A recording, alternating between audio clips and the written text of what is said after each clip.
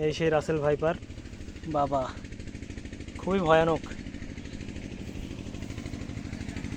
এখন না মনে হয় যে এর ভিতর থেকে আসে।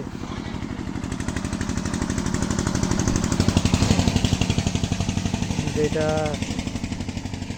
বাংলাদেশে কিছুদিন আগে খুব তাণ্ডব চালিয়েছে সারা দেশে, তো এখন সে রাস্তায় মরে পড়ে থাকে।